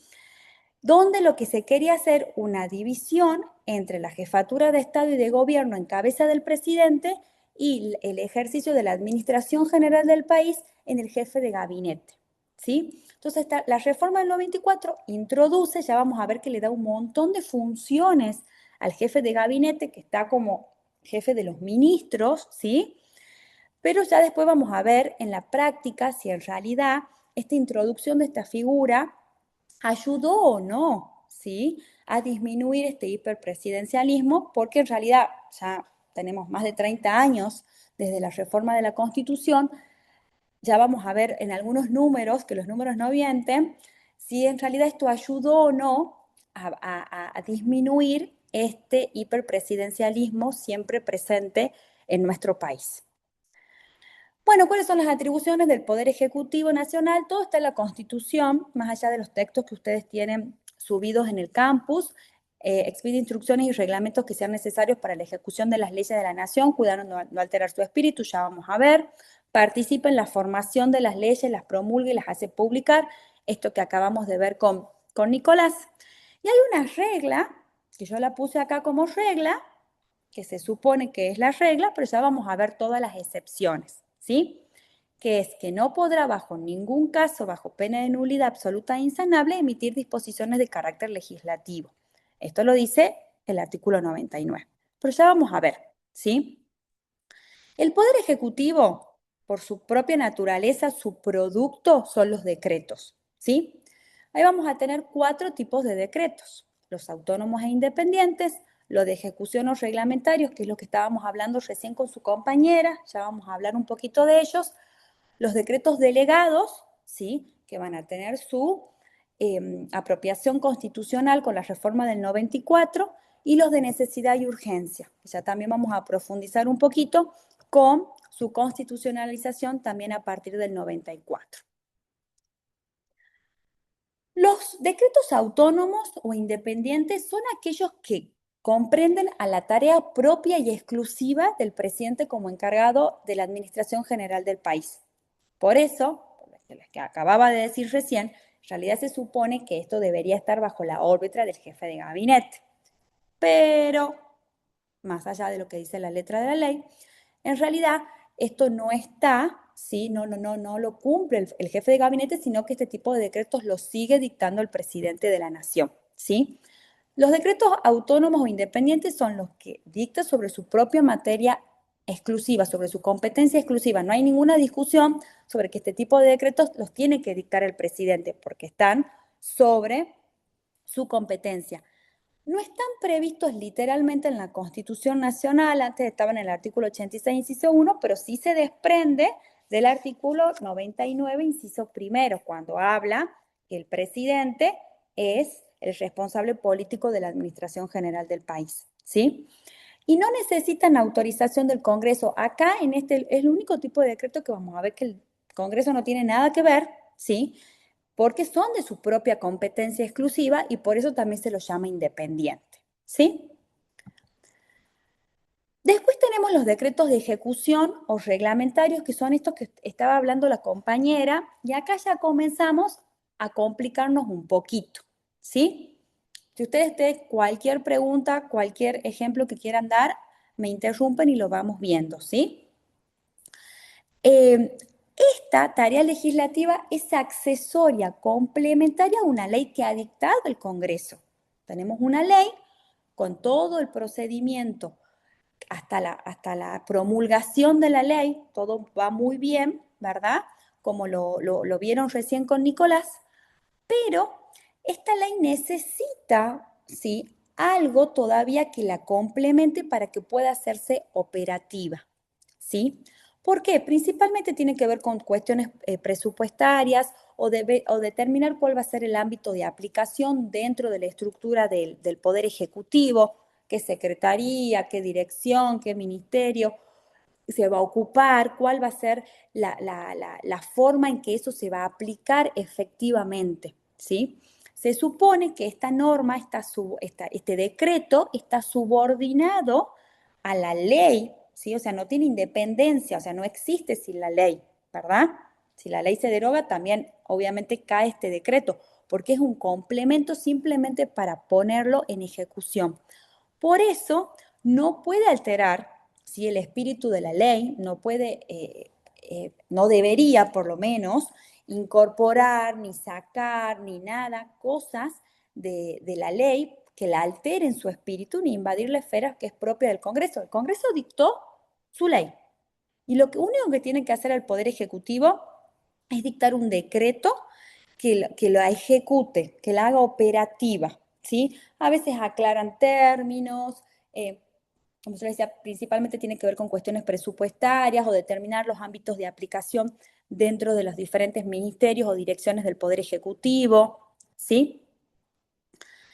Acá es importante que nosotros tengamos en cuenta que cuando acá que me parece que he puesto mal, en realidad el Poder Ejecutivo no, cuando claro, el Congreso ejerce su función legislativa, el Poder Ejecutivo no puede controlar dicha función, o sea, no puede hacer ni un control de constitucionalidad, no puede analizar si le parece bien o le parece mal, en definitiva, tuvo el veto dentro de su cartera de opciones, si ya lo ejerció el veto y el Congreso insiste, ya no puede vetar, no le queda otra que ejecutarla. Lo único que tiene que hacer el Poder Ejecutivo en este caso es dictar un reglamento, un decreto para ejecutarla. ¿Sí? No puede hacer nada más, no se puede poner a examinar, analizar, quitar, decir esto es constitucional, no está dentro de sus funciones. ¿Sí? Solo tiene que ejecutarla. Pero acá, como estaba diciendo la compañera recién, muchas veces se utilizan este tipo de decretos como obstáculo, ¿sí? Como límites a la función legislativa. Exactamente, eso pasa muchas veces porque muchas veces el Ejecutivo, cuando ya pasó que hizo uso de su opción de veto, de su posibilidad de veto, eh, lo que hace es en algún punto manejar la situación por intermedio del decreto reglamentario, ya sea dictándolo de manera medio parcial o no dictándolos. Inclusive, si ustedes recuerdan, un caso bastante actual es el de la ley de discapacidad, que se dieron todas las hipótesis que sirve como ejemplo, como para entender este tema, en la que el Congreso dictó la emergencia en discapacidad, el presidente la vetó y después se insistió y cuando insistió el Congreso, después el presidente no dictaba el decreto reglamentario, no lo dictó. Y hubo un amparo, ¿sí? Y ante el amparo donde se intimó al Poder Ejecutivo a dictar ese decreto reglamentario, ahí se lo dictó, pero siempre todo pidiéndole que se explique al Congreso de dónde iban a salir las partidas para poder ejecutar eso. Obviamente hay toda una discusión sobre si en realidad es necesario o no. Ellos se amparan en una ley que establece una cuestión sobre la disponibilidad y las cuestiones de las partidas presupuestarias, pero obviamente había una omisión por parte del Poder Ejecutivo en la reglamentación de la norma y en una efectiva reglamentación de la norma, porque no es dictar un decreto básico, un decreto que tenga un número que en realidad en la práctica no signifique que de verdad se pueda poner la norma operativa, ¿verdad? Entonces, bueno, estas cuestiones tienen que ver en estos juegos de poder y en estos juegos que nosotros estábamos hablando recién, y donde vemos en estas cuestiones donde el Poder Ejecutivo siempre está como jugando al límite en estas cuestiones y cómo hace un ejercicio de esta posición medio de privilegio que tiene por encima de los otros poderes. Se supone que los tres poderes, ¿verdad?, están en igualdad, ¿sí? Y se controlan y se van equilibrando entre ellos. Pero siempre vamos a ver cómo el Ejecutivo, nuestro sistema, está un escaloncito más arriba. Y a veces en este tipo de cuestiones vemos cómo se hace una utilización, ¿sí?, de estos mecanismos para poder manejar este tipo de situaciones, ¿sí? Estaba muy bien lo que decía la compañera de estas situaciones y este ejemplo de la ley de discapacidad es como ideal para esto porque es efectivamente lo que sucedió. Después tenemos otro tipo de decreto que es bastante polémico, muy criticado por mucha doctrina, que son los que se llaman los decretos delegados, ¿sí? Y acá, cuando nosotros vamos a analizar los decretos delegados, vamos a ver que se encuentran no dentro de los decretos, no dentro de los artículos, cuando la Constitución habla de las atribuciones del Poder Ejecutivo, sino que tenemos que volver al artículo 76, y el artículo 76 está dentro de las atribuciones del Congreso de la Nación. Y eso ya nos dice un montón, ¿sí? Cuando nosotros vamos a analizar eso. Acá nosotros tenemos una regla. La regla es que el Poder Legislativo tiene prohibida la delegación legislativa en el Poder Ejecutivo. Y se incorporó este artículo en la Constitución porque ya había también una práctica constitucional donde esto estaba sucediendo. Entonces también la manera de poder supuestamente controlarlo era con esta fórmula constitucional. Pero ya vamos a ver cómo a veces los límites, ¿verdad?, se llevan al máximo. ¿Qué es lo que dice la regla? Se prohíbe la delegación legislativa en el Poder Ejecutivo, ¿sí? Salvo, ahí nomás está la excepción, ¿sí?, en materias determinadas de administración o de emergencia pública, con plazo fijado para su ejercicio y dentro de las bases de la delegación que el Congreso establezca, ¿sí? ¿Qué significa esto? Significa que acá el Congreso, si acá no es el Poder Ejecutivo que viene y se arroja supuestamente las facultades legislativas, como puede pasar en otros casos, sino que es el Congreso el que le delega, ¿sí? El Congreso le dice al Poder Legislativo, al Poder Ejecutivo, nosotros le delegamos este grupo de materias por este plazo determinado para que el Ejecutivo dicte las normas por intermedio de decretos, que son decretos delegados, ¿sí? Se supone que las características para que estos decretos sean constitucionales, ¿sí?, es que tienen que ser en materias de administración o emergencia pública y tienen que estar con un plazo determinado, o sea, no puede ser para siempre, ¿sí? Uno dirá, bueno, a ver, administración pública, emergencia, será todo, que sí, que no, no es clara, no está descrito qué materias sí, qué materias no, es bastante genérico. Ahí hay toda una discusión doctrinaria sobre cuáles son las materias prohibidas. Ahí vamos a ver que hay parte de la doctrina que dice que hay materias sobre las que no se puede hacer delegación legislativa, como por ejemplo aquellas materias que vamos a ver que están expresamente prohibidas para los decretos de necesidad y urgencia, ¿sí?, que son materia penal, materia de partidos políticos, tributarias, electoral, ¿sí? También hay parte de la doctrina que dice, bueno, aquellas cuestiones en donde se necesita mayorías agravadas, también estaría dentro de las materias prohibidas y que las que no se podría hacer delegación legislativa. Por ejemplo, la posibilidad de declarar la necesidad de reforma de la Constitución, tampoco se podría hacer delegación legislativa, pero todo esto obviamente es una discusión que en algunos casos se fueron dando u otros no en la práctica y se van dando las discusiones y otros casos no se dieron. Por ejemplo, no hubo alguna vez una delegación legislativa para ver si se podía reformar o no la Constitución.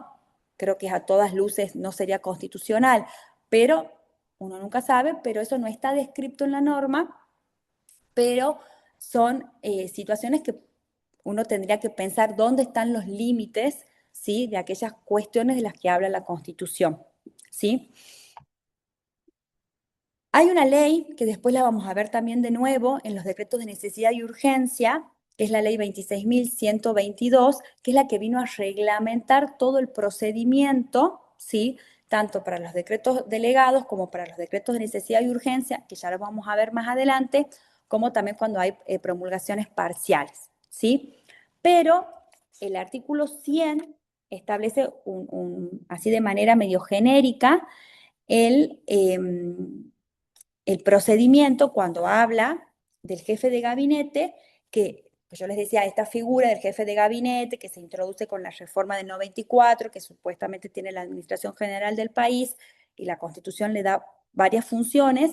Entre una de esas funciones es, en el artículo 12, es refrendar los decretos que ejercen facultades delegadas por el Congreso, ¿sí? Los que estarán sujetos al control de la Comisión Bicameral Permanente. La Comisión Bicameral Permanente es una comisión bicameral que está constituida tanto por representantes de diputados y del Senado, ¿sí? Ustedes cuando vieron recién que cuando estuvieron viendo con Juan Pablo y con Nico, el Congreso de la Nación, ahí hablaron de la importancia de las comisiones, ¿sí? Hay diferentes tipos de comisiones, generalmente las comisiones son unas de diputados, otras de senadores, pero hay comisiones bicamerales, donde participan integrantes de las dos cámaras, ¿sí?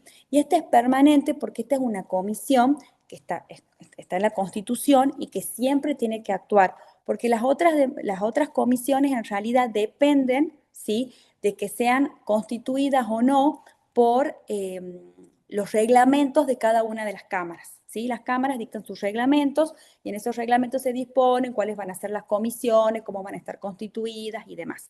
Esta comisión, sí, es una comisión donde hay representantes de los dos, ¿sí? Y que siempre tiene que estar actuando, porque entre una de las funciones que va a tener es controlar los decretos delegados, ¿sí? El procedimiento, cómo se hace este control, está establecido en la ley 26.122, donde se establece que, lo voy a decir muy rápido, pero ustedes lo tienen bien descrito en la ley, el Poder Ejecutivo emite el decreto delegado. Eso tiene que estar refrendado por el jefe de gabinete. El jefe de gabinete se supone que tiene que ir así tucu dentro de los 10 días a la comisión bicameral permanente, ¿sí? La comisión dentro de 10 días tiene que hacer un examen, ¿sí?, de constitucionalidad en definitiva sobre si ese decreto delegado está dentro de las materias permitidas, si ha sido dictado conforme la ley, si tiene la refrenda del jefe de gabinete, si se lo ha llevado. O sea, tiene que hacer un control de eso y tiene que emitir un dictamen. Y lo tiene que elevar dentro de 10 días a las cámaras, ¿sí? Para que ellas también den se dictaminen en relación a su validez o no, ¿sí? Y acá se da una particularidad. ¿Por qué? Porque la ley esta, la 26.122, establece que el decreto, ¿sí?, conforme a las leyes comunes del Código Civil, entra en vigencia automáticamente. Y van pasando estos días, hasta que le lleva el jefe de gabinete, hasta que lo analiza la comisión bicameral permanente, hasta que lo llevan al Congreso. El Congreso supuestamente también lo tiene que ver en 10 días, supuestamente. Pero bueno, van pasando los días y el decreto delegado está vigente, ¿sí? Y solo es derogado el decreto cuando tenga el rechazo de ambas cámaras, ¿sí? Y lo mismo va a pasar para los decretos de necesidad y urgencia, ¿sí? Vamos a volver a repetir esto, donde vamos a ver que en definitiva la intervención y la necesidad de la aceptación de la conformidad por parte del Congreso de la Nación, que en definitiva es el poder más representativo de los ciudadanos, en realidad solamente con la aprobación de una de las cámaras es suficiente para que eso continúe con su fuerza de ley. ¿Sí? Porque las dos cámaras lo tienen que rechazar. Si una lo acepta, ya es suficiente y continúa. Entonces ahí vemos esto que hablábamos recién, en definitiva, de esta fuerza que tiene el Poder Legislativo y cómo se puede arrojar facultades, el Poder Ejecutivo, perdón, y se arroja facultades legislativas que en esencia no le corresponden y algo que tendría que ser de excepción, ¿sí? Se utiliza muchas veces de manera cotidiana o para resolver situaciones que en realidad uno se tiene que preguntar, ¿había emergencia acá? de verdad, había alguna situación excepcional en la cual no podía el Congreso de la Nación, que se supone que es el órgano nato al que le corresponde esta función, no sentarse, hacer el proyecto de ley, debatirlo, para que de verdad esto surja conforme una ley, como corresponde, conforme la Constitución y corresponde conforme la naturaleza misma del sistema republicano, nos tenemos que preguntar cuando nosotros vemos este tipo de decretos, donde hay una atribución legislativa de manera bastante cotidiana por parte del Poder Ejecutivo, donde hay una intromisión en las facultades del legislativo. Pero acá el legislativo en los decretos delegados le está delegando, ¿no? Le está diciendo, tome, señor presidente de la nación, haga lo que quiera con esto. Entonces también nos tenemos que preguntar, obviamente las facultades que se arroja el Ejecutivo, pero también el acto, ¿sí? Lo que está decidiendo el propio legislativo en delegar. Y también cuál, ¿sí? Es la función que cumple esta comisión bicameral permanente. Si de verdad, ¿sí? Cumple con esa función de control, si de verdad examina, analiza, si después cuando va a los plenos de la Cámara, las cámaras de verdad hacen un control, ¿sí? Y cuando dicen o rechazan o no, o cuando examinan estos decretos, si de verdad cumplen con la función que le están dando, porque en definitiva la Constitución y la ley sí le dan la posibilidad de rechazarlo. Más allá que lo que estuvo vigente en su momento, esas relaciones jurídicas quedan validadas, ¿sí? Pero bueno, podría el Congreso decir, no, señor presidente, usted acá no le corresponde, no ratificamos esto. Pero bueno, hay que preguntarse, en definitiva, en esta lucha de poder, ¿sí? O en estas diferentes, en este sistema supuestamente de control y de equilibrio entre los poderes, si eso después en la práctica funciona o no. Los mecanismos están dados, ¿no? Está la letra, nos puede gustar más, menos, nos puede parecer mejor o no. Esta ley ha sido muy criticada. Te puedo sumar a Sí, esto en relación a la ley 26.122. sí, Tengan en cuenta que desde 1994, que es la reforma, ah, como bien habló Lucía, que se incorpora en el 99, inciso 3 de la Constitución, los decretos de necesidad y urgencia, y en ese artículo se estipula la creación de la Comisión Bicameral Permanente.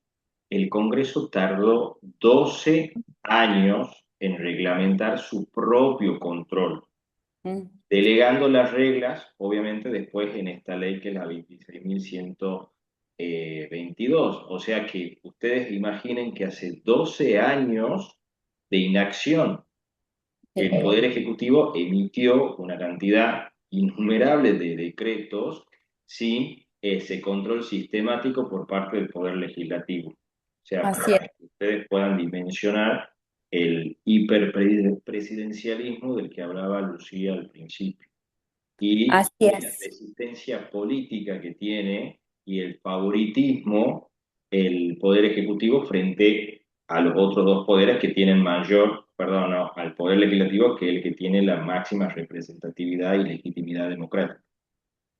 ¿Yo no? Así, así es, exactamente así. Y después vamos a los otros tipos de decretos, no quiero quedarme sin tiempo, es que pasa que uno empieza a hablar de esto y ya surgen tantas cosas, que son los famosos DNU, ¿sí? Los decretos de necesidad y urgencia, ¿sí? Los decretos de necesidad y urgencia surgieron, como les decía yo un poco al principio, en realidad en una cuestión práctica, constitucional, donde comenzaron a surgir y poco a poco fueron determinándose los lineamientos y los límites de estos decretos con la doctrina y después obviamente con la jurisprudencia, sobre todo de la Corte Suprema de Justicia de la Nación, que finalmente los admitía con determinados límites. Entonces, cuando, se, cuando vamos a la reforma del 94, nosotros vamos a ver que uno de los puntos primeros, ¿sí? Inclusive dentro de lo que fue el Pacto de Olivos, vamos a ver que uno de los puntos era el reglamentar los decretos de necesidad y urgencia, ¿sí? Donde lo que se buscaba era, bueno, decir, bueno, acá nosotros sabemos que los presidentes van a dictar DNU, bueno, a ver, le pongamos un límite constitucional. Ya vamos a ver en números en realidad si ese límite ha servido o no ha servido, ¿sí? Entonces, la reforma del 94 incorpora en el artículo 99, inciso 3, ¿sí? Los famosos DNU. La regla es lo que habíamos estado hablando recién. Uno decía, ay, bueno, sí, el Poder Ejecutivo no podrá bajo ningún caso, bajo pena de nulidad absoluta e insanable, emitir disposiciones de carácter legislativo. ¿Por qué? Porque esto le corresponde al Poder Legislativo, todo lo que ha explicado Nico, todo hermoso, maravilloso, pero vamos a ver que así como el propio Congreso le delega al Poder Ejecutivo facultades que son propias, que no hay ninguna duda que son propias, también el Poder Ejecutivo va a empezar a dictar un montón de decretos, ¿sí? Que vamos a ver que en su esencia tienen carácter legislativo, ¿sí? Y la excepción, ¿sí? Supuestamente va a estar dada cuando haya circunstancias excepcionales, así como en los decretos delegados, que hicieran imposible seguir los trámites ordinarios para la sanción de las leyes. Ustedes han escuchado recién cómo es el trámite constitucional para la sanción de las leyes. Se supone que es imposible esto. Podría ser imposible, se da una situación de emergencia porque está en receso el Congreso tiene un periodo de sesiones, ¿verdad? Y bueno, podría el presidente ante una emergencia pedir una sesión extraordinaria, que es una de las posibilidades que tiene el Congreso. Bueno, pero no se puede porque pasa una crisis fundamental. No llegamos con los tiempos de que todos los diputados, que todos los senadores vengan de sus vacaciones, uno está en un lado, otro están en el otro, no se puede, el Poder Ejecutivo tiene que hacerlo. O pasa lo extraordinario, como quizás fue el principio de la pandemia, ¿verdad? Una situación extraordinaria. No sabían, el Congreso de la Nación no sabía ni cómo iba a sesionar al principio, si podía hacerlo virtual o no. ¿Sí? Bueno, a ver, hubieron decretos que quizás en su primer momento sí, no quedaba otra que el presidente se arroje ese tipo de circunstancias. Era excepcional alguna circunstancia, nosotros podemos analizar en ese caso en concreto si fue excepcional o no, ¿verdad? Pero tienen que ser circunstancias excepcionales que hacen imposible seguir los trámites ordinarios de las leyes, ¿verdad? Ese es el requisito que pone. Y acá, como yo les decía, referenciando a los decretos delegados, que no lo dice expresamente, pero sí lo dice el artículo 99, inciso 3, que dice que no sean de materia penal, tributaria, electoral o régimen de partidos políticos. Obviamente tiene que ver con un límite que tiene que ver con la naturaleza propia de estas materias, en donde el presidente, ya vamos a ver, que tiene totalmente vedado todo lo que tiene que ver con lo judicial, con determinadas emergencias, cuestiones tributarias, si el presidente por un decreto puede imponer nuevos decretos, la afectación a derechos que eso podría significar, y obviamente la protección a la cuestión electoral y regímenes de partidos políticos, porque ustedes imagínense que el presidente, o sea, esto hace precisamente a lo que es el sistema democrático, ¿verdad? Entonces, si el presidente podría modificar los sistemas electorales o no sé, o proscribir algún partido político o modificar este tipo de cosas, sería sumamente peligroso. Entonces está el límite literal a este tipo de materias, ¿sí? Obviamente nosotros después vamos a tener que ver en cada uno de los casos, cuando veamos un DNU, si de verdad se trata de situaciones excepcionales donde no se pueda seguir el trámite ordinario del dictado de las normas, ¿sí? ¿Y por qué? Y acá le vamos a tirar los números. Acá lo tengo anotado para no equivocarme. Desde 1853, que es el dictado de nuestra querida Constitución, hasta 1983, o sea, habían pasado 130 años, además de este hiperpresidencialismo que yo les he hablado que ha estado desde el comienzo, ¿no? En esos 130 años se habían dictado 25 DNU, 25, y ya les pareció un montón, ¿no? A la gente en su momento. Pero desde 1983 hasta el año 2009, no tenemos hasta la actualidad, sino hasta el 2009, pero ya es enorme el número, o sea, unos 25, 26 años, se dictaron 1061 DNU, con un promedio más o menos 41 DNU por año. Y yo creo que se debe mantener este promedio y hasta quizás más. Porque es impresionante la cantidad de DNU que se dictan para diversas materias, ¿sí? Menem, Néstor Kirchner y Dualde están en el top En el 3. top 3, Sí, top 3 de DNU. Bien. sí. El Comentario, trámite, Abrielu, habría que ¿sí? ver qué números arrojó la pandemia durante el gobierno de Claro, Alberto la Fernández, pandemia elevó muchísimo. que fue Entonces, necesario gobernar por DNU efectivamente. en un primer momento creo que es indiscutible que eso sí era una situación excepcional, que el Congreso no Sí, se podría reunir, hubo inclusive una acción declarativa por parte de quien era la presidenta del Senado, la vicepresidenta de la Nación, para ver si cómo era para poder, cómo podía sesionar el Congreso, porque no sabía si lo podían hacer virtual. Obviamente fue un tema muy excepcional, sobre todo al principio, después no sé. Pero bueno, tendríamos que analizar en un montón de casos los DNU para ver si nos parece que entran dentro de esta excepcionalidad o no, ¿sí? Se supone que el DNU tiene que ser, conforme la Constitución, tiene que ser decidido en acuerdo general de ministros, porque se supone que es algo excepcional, no es algo que tiene que pasar todos los días. O sea, los quiero a todos los ministros poniendo la carita, sentados ahí diciendo que no queda otra que nosotros nos arrojemos estas facultades legislativas y refrendado por el jefe de gabinete, que es este superministro que tiene un montón de facultades, ¿sí?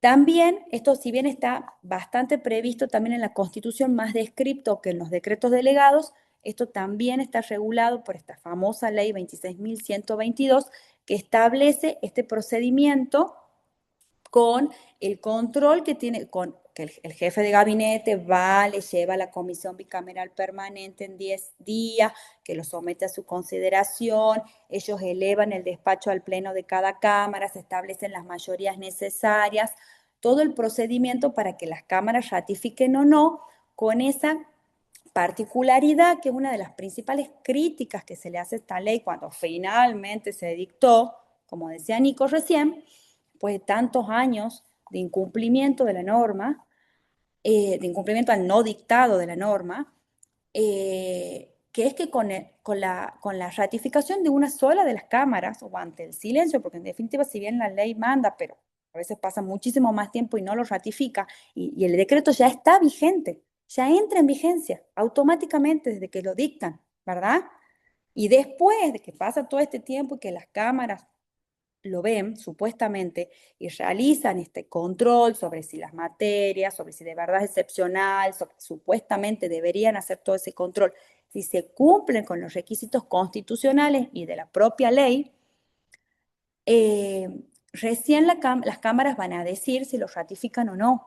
Y con que una de las cámaras lo ratifique, ya queda vigente nomás. O sea, las dos cámaras, las reglas que las dos cámaras lo deben rechazar para que se lo derogue. Y se lo deroga, y así habla la ley, porque ya está vigente. Entonces veamos la importancia de este tipo de trámites que de verdad significan una apropiación, ¿sí?, de facultades legislativas por parte de un poder que naturalmente no lo debería tener, ¿sí? Ya me estoy quedando con poco tiempo y alguito de Poder Judicial quiero hablar. Me había olvidado de darles un ejemplo para que ustedes después lo chusmen un poco. Ya van a ver qué clarito les queda, porque la verdad que a veces como mucha información esto, pero es muy importante que uno lo tenga en cuenta porque ustedes en el ejercicio de sus funciones van a tener todo el tiempo diferentes normas, ¿verdad? Que van a tener que aplicar todo el tiempo. Entonces es importante que nosotros examinemos y entendamos y analicemos, bueno, qué tipo de norma estamos aplicando, son leyes emanadas del Congreso, tiene su decreto complementario, ¿verdad? Esto se trata de un decreto delegado, esto se trata de un decreto autónomo propio del Poder Ejecutivo que ustedes seguramente, sobre todo los que trabajan en las fuerzas de seguridad y demás que dependen del Poder Ejecutivo, hay un montón de decretos que tienen que ver con reglamentar cosas que tienen que ver con los propios ministerios. Está muy bien que así sea, que tienen que ver con esa facultad que tiene el Poder Ejecutivo.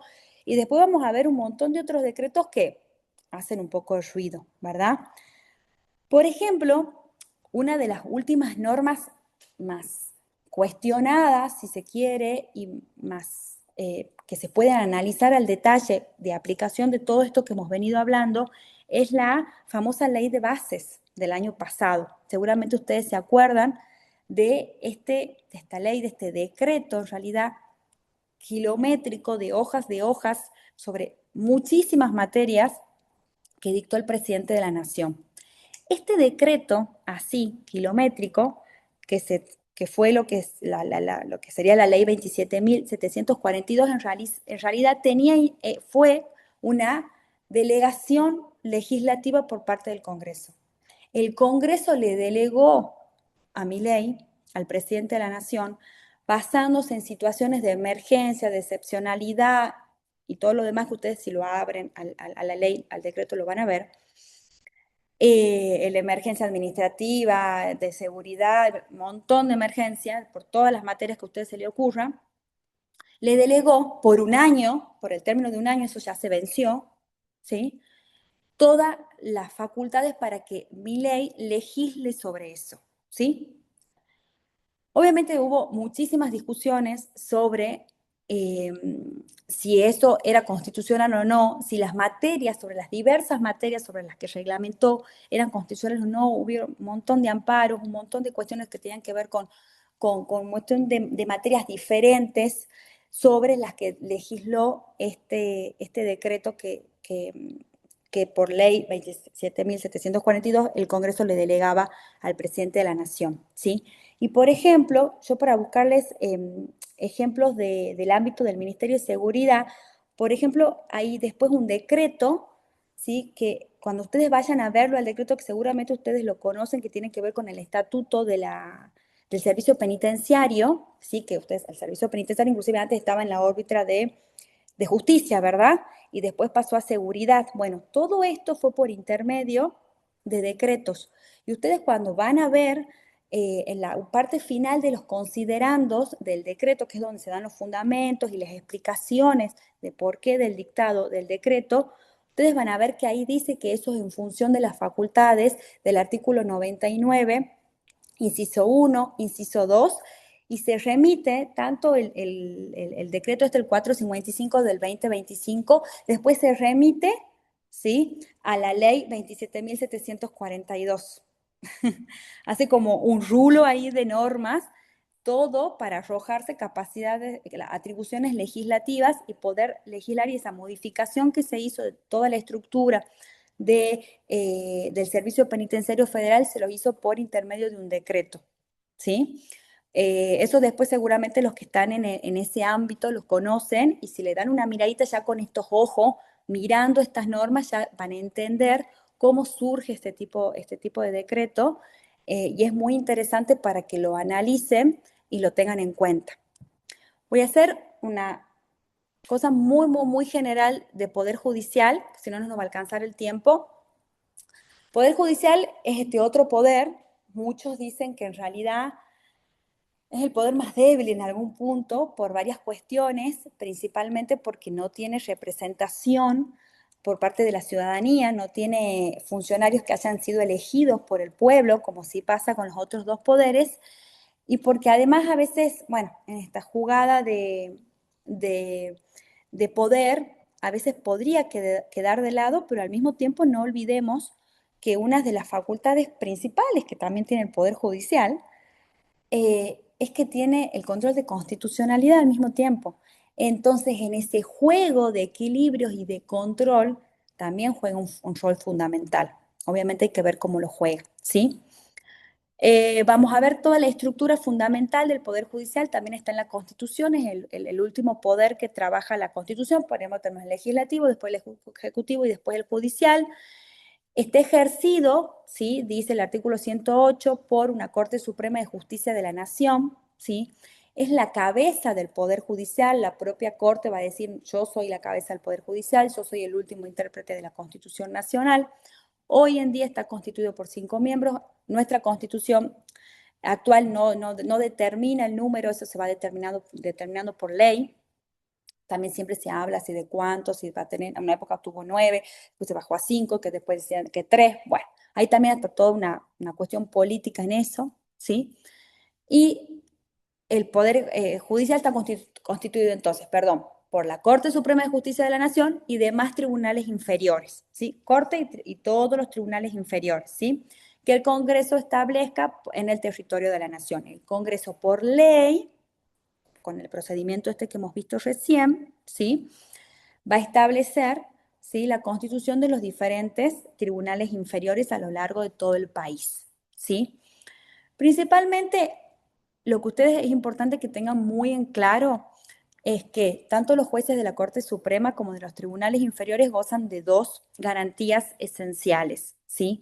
Que es la inamovilidad del cargo, ¿sí? Eso significa que no pueden ser removidos mientras dure su buena conducta. Esa es la regla.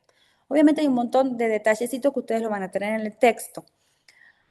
Obviamente, ¿pueden ser removidos? Claro que sí pueden ser removidos por procedimientos especiales, ¿sí? Donde se supone que se tiene que garantizar, sobre todo lo que es lo que se busca, es la independencia del poder. Entonces, para remover a un juez, tiene que haber todo un procedimiento especial, donde se tienen que garantizar determinadas cuestiones para que esto no suceda de una manera que signifique una presión política sobre estos jueces, que sobre todo tienen este control tan importante que es el de constitucionalidad, ¿verdad? Que además pueden tomar decisiones, bueno, muy trascendentales para la vida de las personas.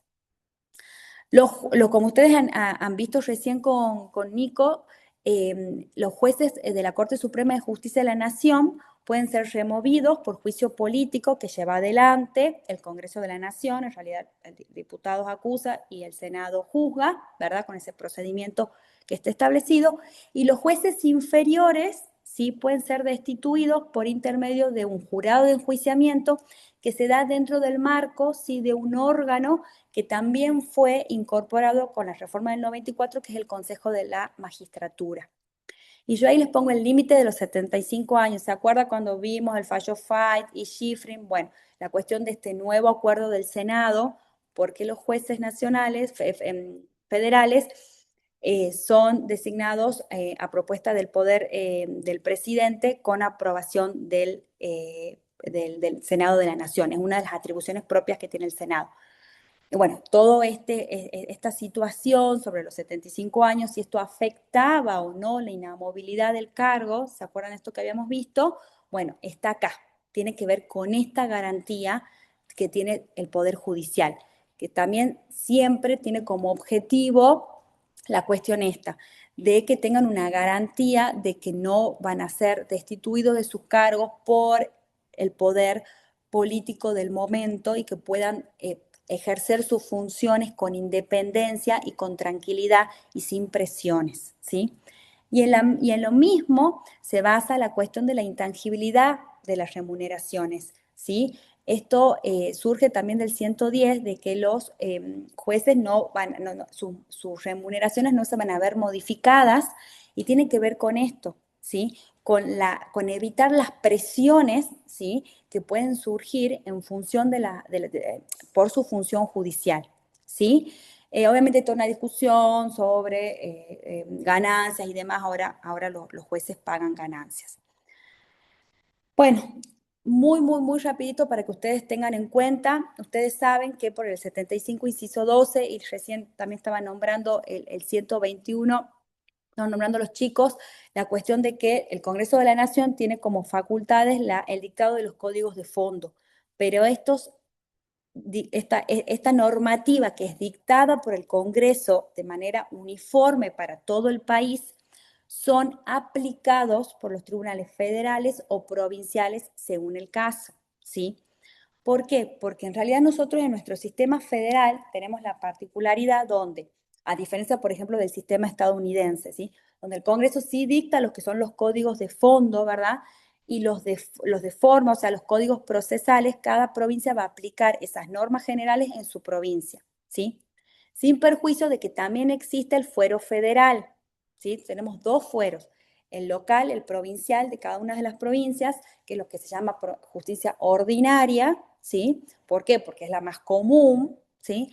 Y el fuero federal, ¿sí?, que cómo se establece el fuero federal y cuál es la competencia del fuero federal, está en el artículo 116 y, bueno, y en la ley 48, donde nosotros vamos a tener también situaciones donde va a haber casos que, sobre todo por la materia, van a ser federales, ¿sí?, y donde después vamos a ver situaciones, casos en particular, que según la materia, lugar o personas, pueden llegar a ser federales.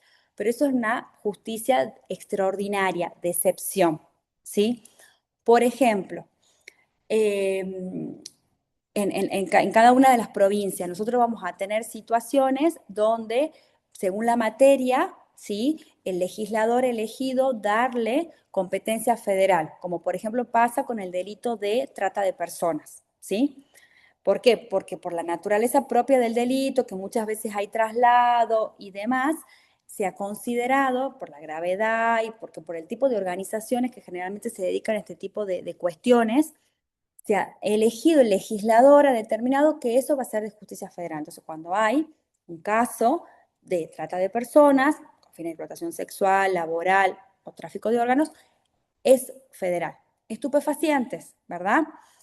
Es federal. Después, bueno, se dictaron, la regla es que es federal y la provincia se adhirió a la ley y tiene parte de la competencia, lo que se llama narcomenudeo, quedó para la provincia y el resto es federal, ¿sí? Transporte, cuando ya hay organizaciones, bueno, determinados cultivos, determinados casos específicos, es federal por el tipo de naturaleza de la materia en la que se trata el legislador elegido eso, ¿sí?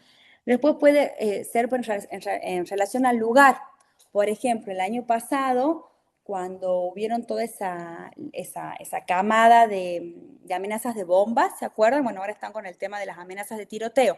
El año pasado fueron las amenazas de bomba.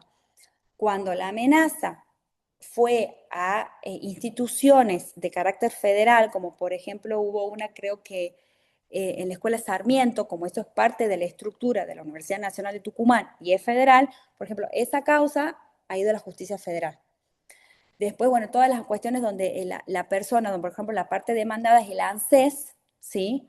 Todas esas causas son justicia previsional federal. Y así ustedes tienen que ver caso a caso cuáles son federal y cuáles son locales. La verdad que no me alcanza el tiempo quizás para describirlo bien, pero eso ya van a tener en la bibliografía como para que ustedes lo vean. Quiero salir de acá y detener la compartición. A ver si lo... ¡Ay! Ahí está. Bueno, ha ido muchísimo el tiempo, perdón. Cualquier duda, sí, que tengan, tienen el material bibliográfico, sí, para que lo lean. Este es un tema que abarca muchas aristas, muchos temas. Ustedes van a tener la bibliografía y el viernes le vamos a subir un trabajo práctico que es diferente a los trabajos que venimos trabajando.